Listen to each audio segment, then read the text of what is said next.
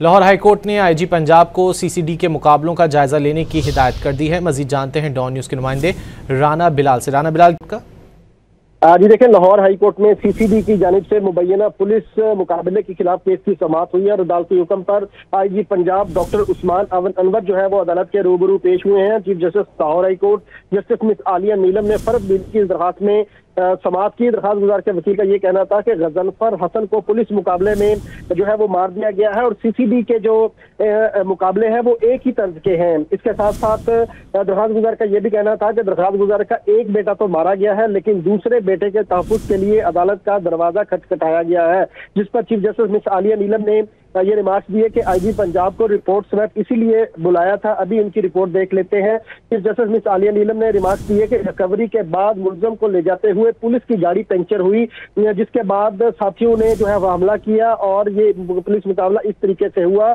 IG Punjab को इसलिए बुलाया था कि जो मुतलका SH शरकपुर है वो अदालत को गुज़िश्ता समाअत पर मुतमिन नहीं कर सकते थे। अदालत की जानिब से ये भी रिमार्क्स दिए कि अब जो पुलिस की रिपोर्ट आई है इससे तो दरखास्त गुजार का केस मुख्तलिफ है। चीफ जस्टिस ने आईजी पंजाब से ये जो है मुकालमा किया कि आईजी पंजाब खुद जो है वो पुलिस मुकाबलों का जायजा लें और अगर सीसीडी के पुलिस मुकाबलों की जो लहर चल रही है इसका तफसीली और बगौर पुलिस जो है वो जायजा ले।